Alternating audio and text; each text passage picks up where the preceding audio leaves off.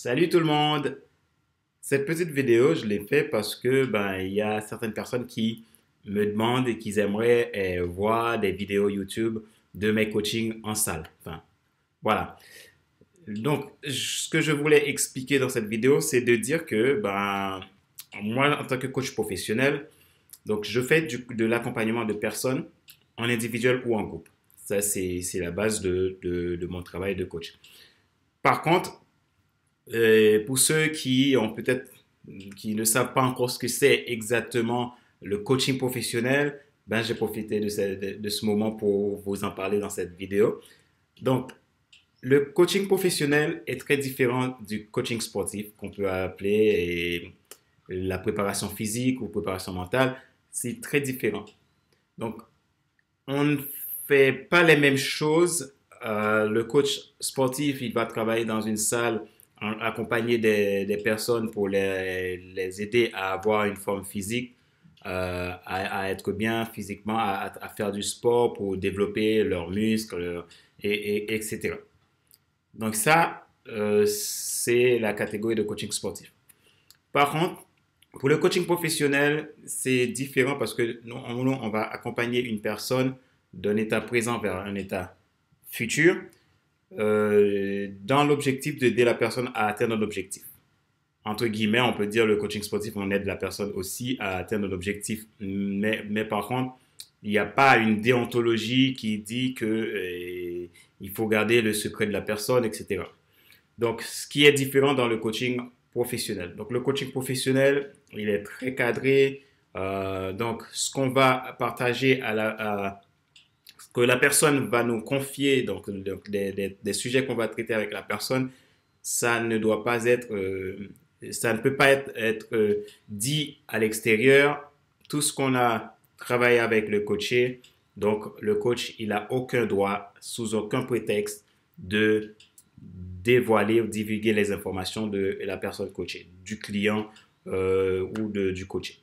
Donc, pour répondre à la question, donc le coach professionnel, il est soumis au secret professionnel. Donc, du coup, ce qui veut dire que je suis obligé de garder sous scellé tout ce que la personne a partagé avec moi.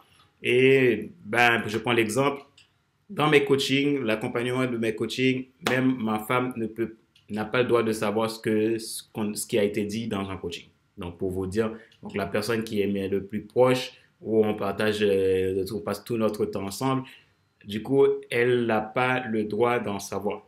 Donc, ce qui veut dire que je suis désolé, jamais je ne pourrai filmer un coaching, même si le coaché me donne l'autorisation.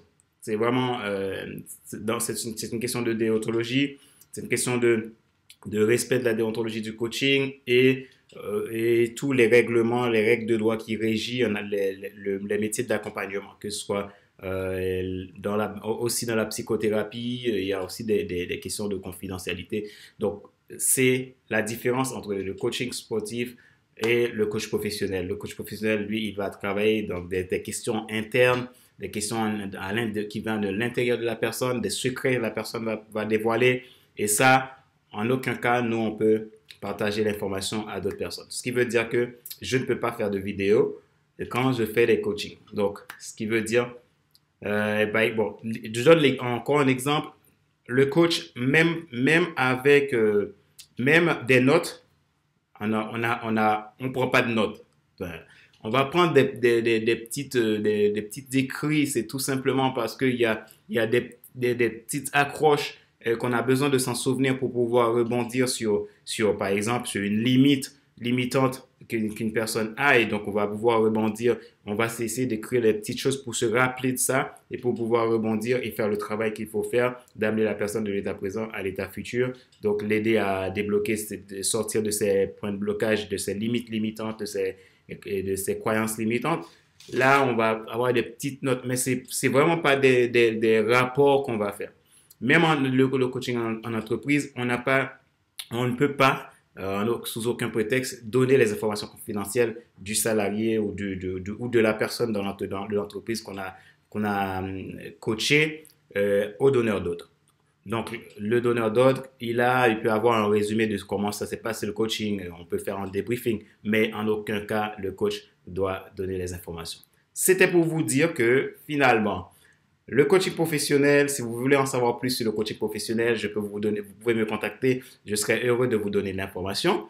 Donc, mais en réalité, c'est un travail qui est très sensible et on ne peut pas donner les informations comme ça. Et aussi, il y a aussi, si on fait n'importe quoi dans un coaching, il y a aussi des condamnations. Donc l'État, donc la justice aussi est très pointue là-dessus. Donc, on ne peut pas partager les informations. C'était pour répondre à la question de certains qui me demandent qu'ils aimeraient voir une vidéo de mes coachings en salle. Donc, c'est pas, il n'y a pas de coaching en salle où il y a des haltères, des trucs pour faire du sport, mais c'est plutôt un endroit réservé, un bureau réservé où la confidentialité est à 100%.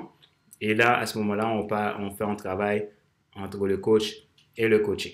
C'est tout. Donc voilà. Merci, j'espère que vous avez pu comprendre pourquoi je pourrais jamais faire de vidéo de mes séances de coaching.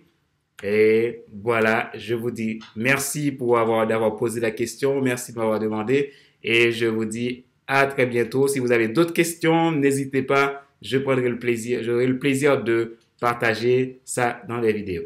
Allez, ciao ciao.